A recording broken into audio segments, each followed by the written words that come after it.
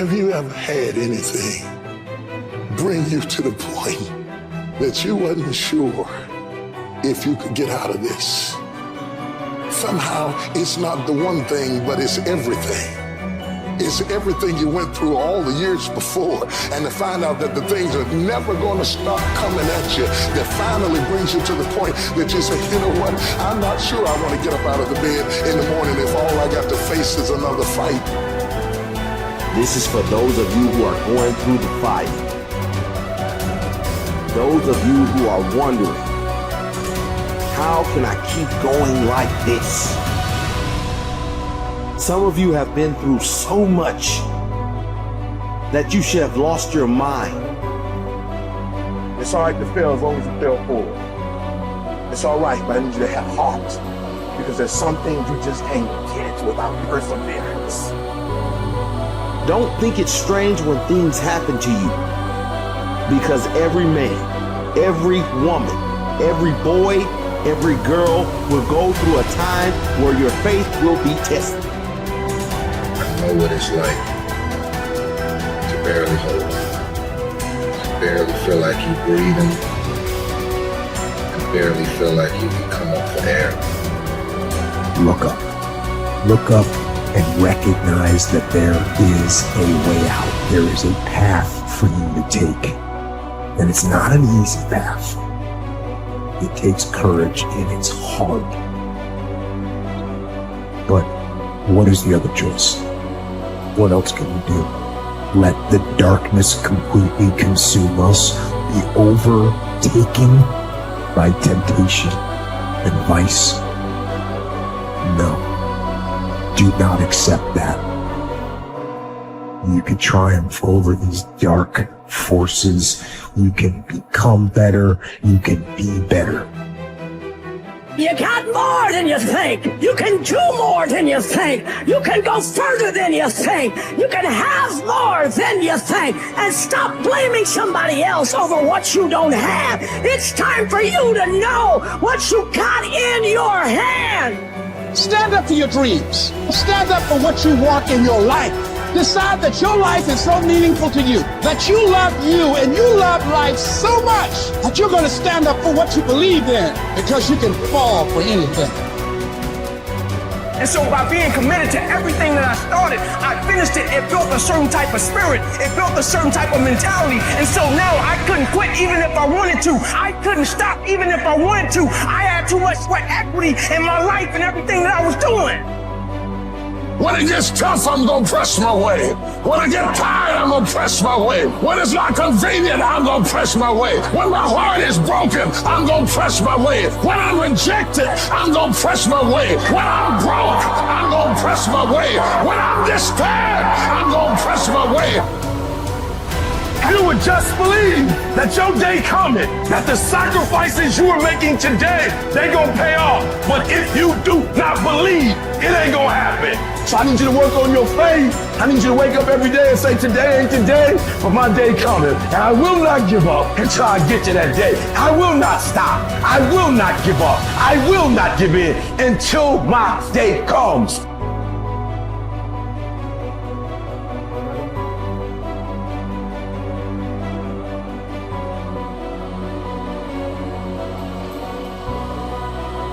This is another concept which has made its rounds in the world, that something else should motivate you to do what you're doing. If what you are doing is significant enough, you don't need any other thing to motivate you. If what you are doing is truly significant to life, why do you need another motivation to make that happen? If you really understand and experience that what you are doing is truly important for every life around you, you don't need a motivation. Life just goes on. See, does your heartbeat need a motivation to keep it going? I'm asking you. All the life processes is not asking for any motivation, isn't it? Monsoon is coming. Any motivation? No, it's coming year after year. It's the natural process is going on. Simply like that. In you and me, life is on. What I'm telling you is, if you are doing something which is aligned with the fundamental life process of who you are, This can find a million expressions. It need not be just spiritual teaching. It can find a million expressions that what you are doing is aligned with your fundamental life process. Then you will not need anything to motivate you. Simply, as a part of life, it will just happen. How much you do simply depends on how much time you invested on upgrading yourself. The problem with the world right now is people are always trying to upgrade their activity. If you upgrade your activity without upgrading yourself, you are bound to break up somewhere. It's like you went on a Formula One track because you want to be on a fast track, and you went with your Maruti 800. Suppose you hit the right kind of speed. All the four wheels will go in four different directions. It won't hold up. If you want to be in that kind of speed and that kind of track, you must prepare the machine.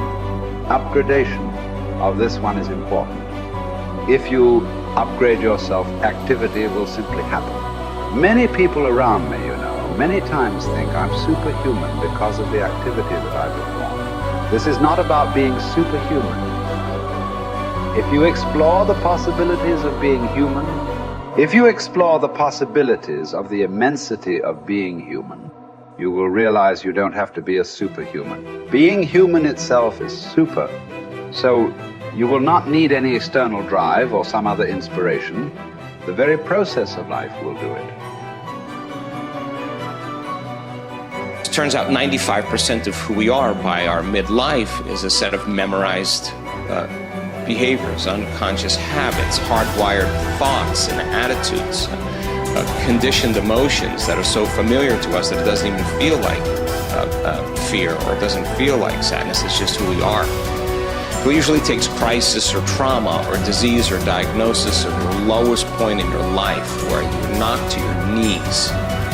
And for that moment, you actually have a view of yourself outside of yourself. You can see yourself from a different state. The facade, the whole illusion is over. And that's when a person really begins to think about what they've been thinking about. They begin to notice how they speak or how they act. And I think they begin to pay attention to those feelings on a more regular and conscious basis. And the word meditation, I looked this up because when I started my journey, I'm very scientifically minded. The word meditation, the symbol means to become familiar with. So then the first step to change, if you wanted to create a new life, you have to change. To change your personal reality, you have to change your personality. And the first step is consciousness or becoming aware. So the moment you become conscious of your unconscious thoughts, the moment you become aware of your automatic reflexive habits and your emotional reactions, the moment you can become so conscious of those unconscious states of mind and body that you don't go unconscious again, so familiar with those states. And how many times do we have to forget or go unconscious till we no longer forget or go unconscious and we stay conscious? That's lighting a match in a dark place. And most people, when they do meditation, they actually think, when those voices come up and when the chatter starts and those emotions start, they actually think that they're doing their meditation wrong. And I want them to know that they're actually doing it right, because you're coming up against those thoughts that slip by your awareness unnoticed or unchecked by many people. You all of a sudden catch how you speak. And people say, if I really want to be happy, let's think about this. I don't want to complain. I don't want to blame. I don't want to make excuses. I don't want to feel sorry for myself. I'm going to stop that. Now that's breaking a habit of being yourself. That takes a lot of energy and a lot of awareness. And our environment then, the circumstances, our environment are always available for us to think and feel equal to everything in our life, So the environment for many people, as we said earlier, controls the way they think and feel. So when they respond to their coworker, when they respond to the news, when they respond to the traffic in their life, that response causes them to return back to those unconscious programs. But sitting in a meditation and really sitting in the fire and believing that there's something on the other side of that thought, believing that there's something on the other side of some behavior or some emotion that makes us feel a certain way. That's stepping into the unknown, and it takes us disconnecting from the environment. That's what meditation is about. Playing music or hearing nothing, or closing your eyes and not eating, not smelling, not tasting, not feeling with your body. You're putting your body away and you're not letting it be the mind or the program. You're making it sit still. You're training the animal, right? And a person starts feeling emotional and they catch themselves starting to feel those emotions. Instead of letting that emotion drive certain thoughts or actions, that person settles the body down in the meditation and brings it back into the present moment, and that's a victory.